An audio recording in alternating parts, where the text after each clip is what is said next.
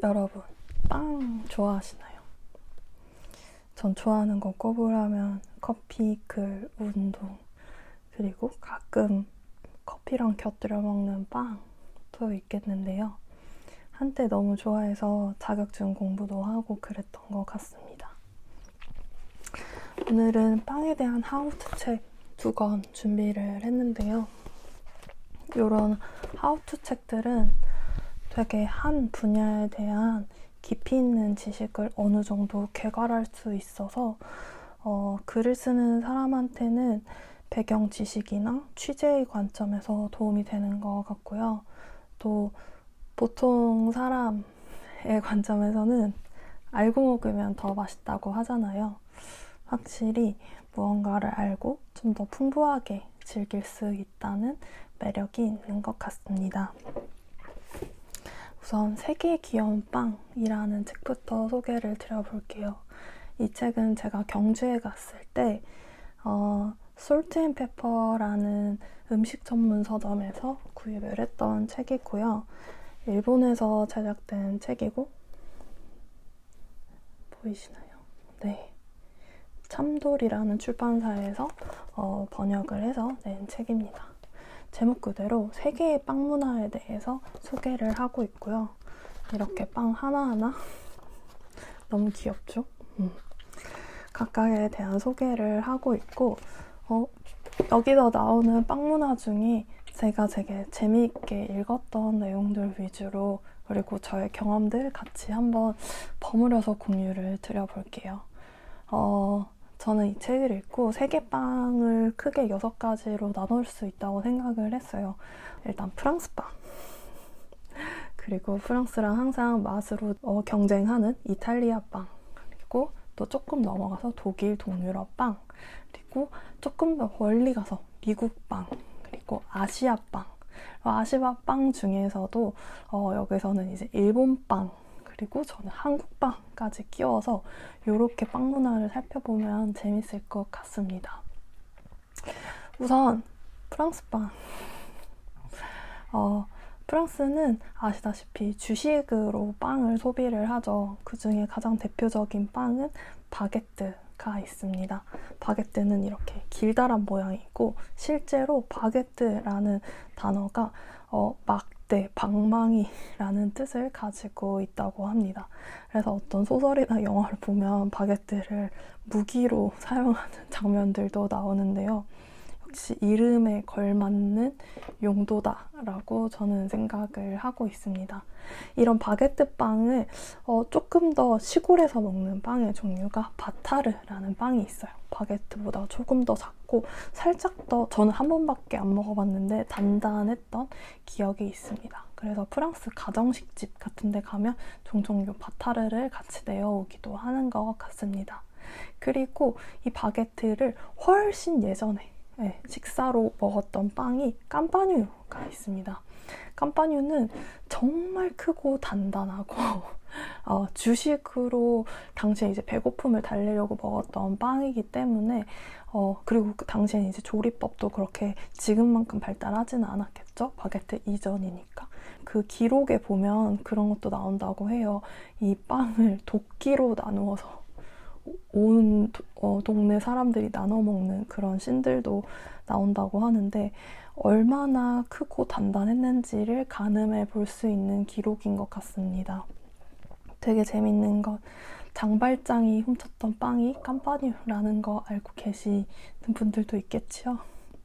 그래서 장발장 영화 같은데 장발장이 엄청 큰 빵을 들고 막 이렇게 도망치는 장면이 한때 인터넷에 이제 캡처가 떠돌아서 이 정도 빵이면 감옥에 갈 뻔했다 이런 댓글도 봤는데 또 한편으로 그렇게 단단하고 맛없는 빵을 훔칠 수밖에 없었던 장발장의 처지도 한 번 더 생각을 해보게 되는 것 같습니다. 네. 그리고 조금 더 말랑한 프랑스 빵으로 넘어가면 브리오슈가 있는 것 같아요. 브리오슈는 계란, 버터, 설탕, 밀가루를 이용한 가장 기본 빵 중에 하나고요. 되게 말랑말랑하고 식빵의 조금 더 달콤한 버전이라고 보시면 될 것 같아요. 그리고 조금 더 달달한 계열, 또 파삭파삭한 파이 같은 식감을 자랑하는 크루아상, 뺑오 쇼콜라, 퀴나망 계열이 또 같이 프랑스 빵의 대표 주자로 있겠습니다.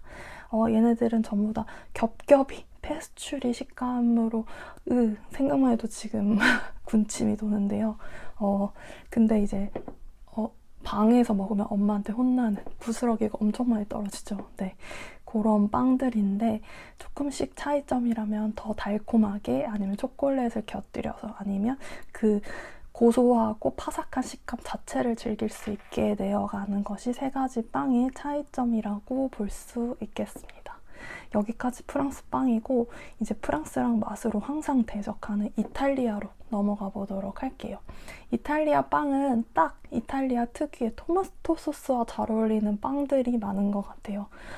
토마토 소스로 이용한 피자, 스파게티 이런 거 떠올려 보시면 그 새콤하고 달콤한 맛들이 떠오르는데요. 여기에 어울리는 포카치아, 얇은 어떤 반죽에다가 허브를 얹어가지고 화덕에 구워낸 맛. 그래서 그 향긋함과 토마토 소스가 정말 잘 어울려있죠. 그리고 치아바타. 네, 쫄깃쫄깃해서 어떤 식사빵으로 너무 좋은 빵이라고 생각을 합니다. 이런 빵들이 이제 이탈리아에서 대표 주자인 빵이라고 볼 수 있겠고요. 여기까지 서유럽이었다면 동유럽 빵으로 한번 넘어가 보도록 할게요. 동유럽에는 이제 독일, 오스트리아, 그리고 체코 이런 나라들이 있겠는데요. 되게 재밌는 빵 중에 하나가 펌퍼니켈이라는 빵이 있습니다. 저는 예전에 오스트리아에서 한 1년 좀 안 되게 살았던 적이 있는데 당시에 이 빵을 먹고 약간 충격이었던 기억이 있어요. 되게 검색해보시면 까맣고 흡사 약간 간을 쪄낸 것 같은 색깔로 생겼는데요. 까맣고 길쭉합니다. 그래서 이 빵은 밀가루를 전혀 사용하지 않고요. 호밀에다가 사워종을 섞어서 되게 시큼하면 고소하고 또 꺼슬한 식감이 좀 특징인 빵이라고 볼 수 있겠고요. 이 펌퍼니켈이라는 뜻이 사실은 촌놈의 방언이라고 합니다. 그래서 되게 시골빵으로 일컬어지는데 우리나라로 치면 약간 청국장 같은 음식이려나요? 그런데 그 특유의 시큼한 맛이 저는 또 중독성이 있어서 나중에 잘 어울리는 스프레드나 요리들과 잘 섞어서 먹었던 기억이 있습니다. 그리고 또 요즘 유행하는 브레첼도 있죠. 브레첼은 작은 팔이라는 뜻이라고 해요. 그래서 브레첼 보면 이렇게 꼬여있는 모양으로 생겼죠. 어떤 작은 팔이 팔짱을 끼고 있다 라고 해서 브레첼이라는 빵의 이름이 생겼다고 하고요. 바삭바삭한 식감에 바깥에다가 이제 소금 같은 거를 결정 그대로 올려서 소금이 씹히는 맛도 같이 살려내는 것이 특징인 것 같습니다. 그리고 오스트리아에 가면 되게 재밌는 빵 중에 하나가 카이저 젠멜, 젠멜이라고도 많이 파는 것 같은데요. 이렇게 동그란 회오리 모양의 빵이 있습니다. 이것도 이제 동유럽의 주식빵 중에 하나인데요. 되게 저렴하게 판매를 하고 있고 그런데 약간 맹점이라면 하루가 지나면 굉장히 단단해집니다. 그래서 그날그날 하루 반드시 소비를 하는 것을 권장을 한다고 하고 또 단단해지면 단단해진 대로 되게 따뜻한 스프 같은 데다가 녹여서 맛나게 먹을 수 있는 빵이라고 볼 수 있겠습니다. 그리고 마지막으로 지금 시즌에 딱 빵이죠. 슈톨렛 이 있습니다. 슈톨레는 안에 견과류나 아니면 과일들이 들어간 약간 달콤바삭한 빵이고요. 바깥에 하얀색의 가루로 둘러싸여 있는 빵 모습이 특징인 것 같습니다. 슈톨레는 기원이 되게 많다고 하는데 가장 유력한 거는 이제 그리스도가 어떤 이불이나 담요를 덮고 있는 아까 그 하얀 가루가 그쪽으로 메타포가 되는 것 같아요. 그래서 11월 말에 구워서 크리스마스를 기다리면서 조금씩 꺼내서 썰어 먹는 것이 특징인 빵입니다. 이제 미국으로 넘어가 보도록 할게요. 미국의 대표빵 중에 하나는 번이 있습니다. 번은 단맛과 짠맛을 매우 낮춘 빵으로 그 햄버거에 사용이 되고 있죠. 그래서 다른 재료들이랑 굉장히 잘 어울리는 매력을 가진 빵이고요. 요 번 외에도 되게 건강한 빵, 요것도 요즘 한국에서 많이 유행을 했죠. 베이글이 있습니다. 베이글은 달걀과 버터를 사용하지 않는다는 게 특징인데요. 그래서 칼로리가 낮고 건강한 빵으로 많이 소비가 되는 것 같아요. 베이글의 되게 재밌는 점은 얘를 어떻게 조리하냐에 따라서 식감을 다양하게 표현을 할 수가 있습니다. 그래서 말랑말랑하게, 쫄깃하게, 폭신하게 집집마다 그 시그니처 식감을 달리하면서 이제 빵을 많이 판매를 하고 있는 것 같습니다. 그리고 마지막 미국 빵으로 빼놓을 수 없는 게 도넛이 있는 것 같아요. 도넛은 가운데가 뻥 뚫린 모양의 특징인데 이거는 열 전도율을 높이기 위해서 고안한 어떤 반죽의 모양이라고 하고요. 미국을 떠올리면 아침에 이 도넛 하나 물고 그리고 따뜻한 아메리카노 커피를 먹는 게 시그니처가 된 것인 만큼 미국을 좀 대표하는 빵 중에 하나로 꼽을 수 있겠습니다. 여기까지 서양을 하고 동양, 아시아로 넘어가 보도록 할게요. 아시아의 대표빵 중에 하나, 화지안이 있습니다. 이 화자가 꽃화자예요. 혹시 떠오르는 빵이 있으신가요? 중국의 꽃빵이 되겠습니다. 이것도 되게 재밌는 게 페스츄리처럼 돌돌만 모양이 연상되는 빵으로 얘도 단맛과 짠맛을 최소화해서 기름진 중국 요리랑 곁들여서 사용이 된다고도 해요. 그리고 베트남에 가면 반미가 있죠. 베트남이 오랫동안 프랑스 식민지를 지내면서 이제 프랑스 바게트를 들여오게 되고 그것에 베트남 특유의 피쉬 소스와 고수 그리고 야채들을 곁들여서 그들 특유의 빵을 만들어냈다고 볼 수 있겠고요. 동양과 서양이 어우러지는 요리 중에 하나가 아닐까 하고 생각하고 있습니다.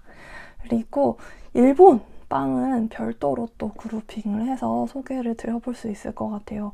일본 하면 딱 또 장인정신, 그리고 일본 사람들이 아시다시피 그 프랑스 문화를 굉장히 좋아하기 때문에 빵에 대한 연구를 굉장히 오래 했다고 알고 있습니다.